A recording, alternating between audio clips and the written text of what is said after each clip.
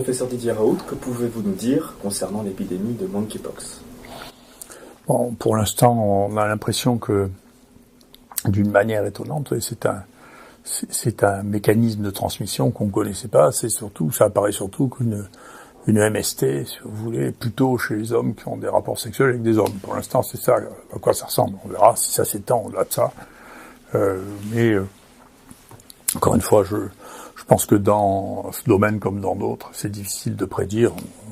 On verra bien. Pour l'instant, on n'est pas face à une pandémie terrible, mais à un développement d'une nouvelle forme d'infection liée à un changement d'écosystème. Bon, on verra bien ce que ça donne ultérieurement. Une chose intéressante, c'est la plupart des gens qui sont suspects de monkeypox ont des varicelles, plus ou moins graves. Et donc, ça rappelle, je veux dire que il y a des trous que j'avais identifiés il y a très longtemps, dans le livre que j'avais publié sur les vaccins, que la France, pour des raisons qui m'échappent, n'a jamais introduit la vaccination contre la varicelle chez les enfants. J'ai vacciné mes enfants. Ça fait plus de 20 ans que aux États-Unis, il n'y a plus de varicelle. Donc c'est une maladie qui n'est pas totalement éradicable, mais probablement plus facile à éradiquer, en tout cas, que le coronavirus, qui tue des enfants, qui donne des formes graves, qui peut donner des formes graves chez les immunodéprimés, et pour lequel nous avons un vaccin qui marche, qui est anodin. Et vous voyez, pourquoi est-ce que la France n'a jamais eu de politique vaccinale sur la varicelle? C'est quelque chose qui est étrange, vous voyez. Je ne sais pas pourquoi on ne vaccine pas dans ce pays les enfants contre la varicelle. C'est une chose étrange. C'est une vraie maladie. Il y a plusieurs centaines de milliers de cas.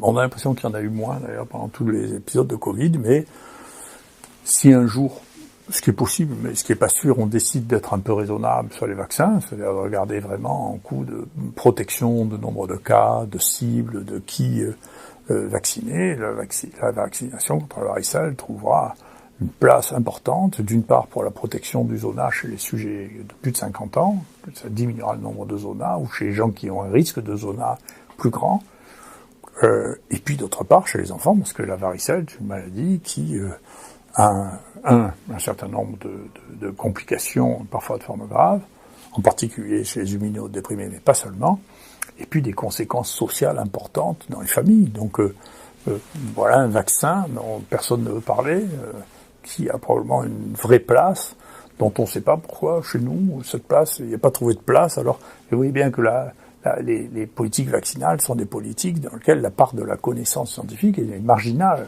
C'est des décisions politiques, ça coûte cher, ça coûte pas cher. Je vous rappelle que pour la vaccination contre le papillomavirus, qui donne des cancers chez les hommes et chez les femmes, parce qu'on a trouvé les cancers, c'est une maladie sexuellement transmise, parce qu'on a trouvé d'abord les cancers chez les femmes, pendant des années en France, on a remboursé le vaccin que chez les femmes, et puis ensuite chez les gays, avant de dire, écoutez, on va vacciner tout le monde, ce qui est le minimum pour une maladie qui est sexuellement transmise. Moi, j'ai appris ça quand j'étais tout petit. Pour les maladies sexuellement transmises, il faut vacciner les deux partenaires. Enfin, c'est comme ça que ça s'attrape, quoi. Vous voyez, donc, on peut pas dire que la rationalité dans le choix des vaccins n'ait jamais été à la mode. C'est une affaire de passion, de décision, parfois économique, parfois de lobbying, parfois, je sais pas, mais en tout cas, si vous voyez qu'il y a des différences aussi énormes d'un pays à l'autre sur la vaccination, c'est que c'est un phénomène politique plus qu'un phénomène scientifique, sinon on serait tous à peu près d'accord sur ce qu'il faut faire. Donc il y a une vraie question, la varicelle pose cette question, donc du coup on voit beaucoup plus de varicelle, si vous voulez, et d'ailleurs de manière intéressante, un de mes collaborateurs me disait, nous quand on était jeunes, qu'il y avait encore de la variole, quand j'ai commencé mes études, on différenciait la variole et la varicelle par le fait qu'il y avait c'est des vésicules qu'on a, puis qui viennent des pustules, et que dans la varicelle, il n'y en avait pas, alors qu'il y en avait sur la paume des mains, alors qu'il y en avait dans la variole. Et là, maintenant, on voit des varicelles, comme il n'y a plus de variole, que c'est plus un phénomène de distinction entre les deux, bien sûr, il y a des varicelles sur lesquelles il y a des lésions sur les mains aussi. Voilà, donc c'est pas un signe clinique qui permette réellement de les distinguer. Voilà. Donc on verra bien ce que viendra, le monkeypox, mais pour l'instant, je ne vois pas de signal particulièrement alarmant. Voilà. Pouvez-vous développer les mutations qu'a connues le SARS-CoV-2 depuis 2 ans? Oui, je pense qu'il y avait une erreur basée sur une vision théorique. C'est compliqué. Quand les virus sont devenus des virus humains, dont l'épidémie et la transmission est exclusivement humaine. Ça veut dire que ces virus se sont depuis longtemps accoutumés, adaptés, co-développés avec les humains. Et là, leur capacité, et c'est la même chose pour les animaux, quand ils sont développés pour un groupe d'animaux spécifique, ils cessent d'évoluer. Ils sont parfaitement adaptés. C'est par exemple le cas du virus de la rougeole qui a peu de mutations, quelques-unes, mais relativement peu, parce que c'est un virus humain depuis très longtemps. Les virus qui sont humains depuis peu de temps, eux, au contraire, n'ont pas trouvé leur forme définitive. Ils s'adaptent petit à petit. Nous, on connaît ça très très bien sur les bactéries pathogènes, parce que depuis 20 ans, on a montré que les bactéries pathogènes, en réalité, étaient des bactéries qui, contrairement au modèle dominant, sont des bactéries qui sont plus petites, de plus en plus petites, et qui ont un mécanisme d'économie qui fait qu'elles ne gardent que les gènes indispensables, et cela, vous pouvez plus les toucher. C'est pareil pour les virus. Donc si on compare, si on regarde des virus qui ont fini leur évolution, leur capacité à changer est relativement plus faible. Et puis, il y a pour les virus ARN une question, c'est que s'il y a tellement de mutations, il y a tellement d'erreurs quand on duplique de l'ARN que pendant longtemps, on a pensé qu'on ne pouvait pas avoir de grands virus ARN. Alors, ces coronavirus, ce que l'on a actuellement, sont des grands virus ARN, et donc ça veut dire qu'ils ont un système de réparation qui fait que parmi les erreurs, il y en a qui sont réparées. Mais on pensait, jusqu'à avoir des dizaines de milliers de séquences, que ce système de réparation était relativement efficace. Or, ce que l'on voit, c'est si vous comparez sur ce travail le nombre de mutations par an du virus, du coronavirus, du Covid-19, à celui de la grippe, vous voyez qu'il a 2 fois moins de mutations. Il n'a pas 10 ou 100 fois moins de mutations. Il a 2 fois moins de mutations. Donc, je veux dire, il mute comme les autres, il fait des variants comme les autres, et donc l'idée que ces coronavirus n'allaient pas muter est une idée qui n'est pas raisonnable. Ils perdent même des gènes. Hein. Il y a au moins 2 gènes, plus une partie dont on pensait qu'elle était absolument indispensable pour être pathogène, qui a disparu. Donc, bien sûr, les virus qui sont en cours de changement d'écosystème évoluent assez rapidement et ont une taille qui diminue en général au fur et à mesure qu'ils ont une adaptation qui est plus précise. Pouvez-vous développer le lien entre migration et recherche scientifique ? Oui, bien sûr, parce qu'on voit des choses. D'abord, il faut que vous sachiez, j'ai un point de vue, moi, qui est très biaisé par mon histoire personnelle. Mon père était professeur du service santé des armées, spécialiste en nutrition, un des premiers spécialistes en nutrition au monde. C'est comme ça que je suis né au Sénégal, parce qu'il avait construit, je crois, la première unité de recherche sur la nutrition tropicale. Et il a participé à la création de la FAO, qui est l'organisme de l'ONU pour la nutrition. Il a été... il obéissait pas beaucoup, c'était pire que moi. Il obéissait très peu, bien qu'il soit militaire, hein, il a fini général, mais il obéissait pas beaucoup, et au bout d'un moment, il a préféré se mettre en marge de l'armée et rentrer comme consultant à l'OMS. Et à l'OMS, on lui a demandé, en 63, de faire un bilan sur l'état nutritionnel de l'Algérie après l'indépendance. Et donc, vous allez voir cette image, ce qu'est l'image nutritionnelle de l'Algérie. Donc, mon père s'est occupé de redresser la situation en termes de nutrition, en faisant des choses que vous pourrez connaître chez moi, c'est-à-dire qu'il a dit qu'il fallait qu'il y ait une poudre pour les enfants qui soit faite avec des produits locaux et pas importés, Nestlé, mais faire une poudre locale, c'est ce qu'il a fait avec des pois chiches. D'ailleurs, vous voyez, les pois chiches redeviennent à la mode parce que c'est plein de protéines, les pois chiches. Il a créé une école de diététicienne. Cette poudre s'appelle la superamine. Donc, chaque fois que je rencontre des gens qui ont 50 ans, ils connaissent tous la superamine. Donc, mon père qui a mis au point la superamine. Et donc, il y a 3 usines de superamine qui ont été construites en Algérie pour donner à les gosses. Ensuite, il a créé une école de diététicienne. Et ensuite, il a fait faire des menus pour les gosses pour que, à partir du moment où ils aillent à l'école, en mangeant à la cantine, ça couvre leurs besoins nutritionnels de la journée. Mais il faut voir que l'Algérie, au moment de l'indépendance, était dans un état de dénutrition qui n'était pas digne d'un département français. Donc, je ne sais pas si je vais me fâcher avec des gens qui étaient des soutiens importants pour moi, mais la réalité, c'est celle-là. Et l'espérance de vie, depuis que l'Algérie s'est séparée de la France, n'a pas cessé de grimper de manière considérable. L'écart qu'il y avait entre les Algériens et les Français en termes d'espérance de vie était de 25 ans. D'accord ? C'est en train de se rattraper entièrement, quand même. Hein.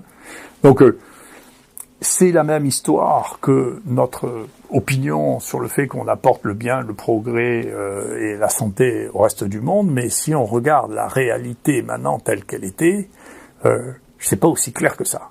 D'accord ? Donc si les gens voulaient se séparer, c'est qu'ils avaient des raisons de se séparer. Il faut se méfier actuellement du fait que la situation dans laquelle nous sommes ne fait pas rêver le reste du monde. C'est une situation quand on voyage, quand on va en Algérie, quand on va ailleurs, vous savez, notre monde ne fait plus rêver. Donc l'idée que nous sommes la lumière du monde est une idée qui est en train de basculer actuellement. Donc il faut y faire attention. Et ça se traduit avec le fait, pour revenir à la science, et donc tout ça c'est des données vérifiables, hein, vous regardez, c'est dans World in Data. Moi je vende jamais les données, hein, je spécule pas trop sur ce qui devrait être à côté de ce qui est. Eh bien, moi je regarde, on fait une telle chasse aux très grands scientifiques, il y a une telle jalousie d'État qui s'est installée dans ce pays que les plus grands scientifiques de ce pays, pour la plupart, sont tous à l'étranger. Donc on a un prix Nobel qui est en Allemagne, on a le plus grand pneumologue du monde qu'on a mis à la retraite ici, donc parti en Allemagne, le génétique Jean-Laurent Casanova, qui fait génétique des maladies infectieuses en pratique, est à New York, même si l'INSERM demande à avoir un pied dans la production scientifique de Jean-Laurent Casanova. Il en est de même de Patrice Nordman et de Poirel. On a dit non, mais gardez quand même un label INSERM, comme ça on peut dire que vous êtes un peu en France. Mais ils sont partis. Et donc, et je comprends bien qu'ils soient partis.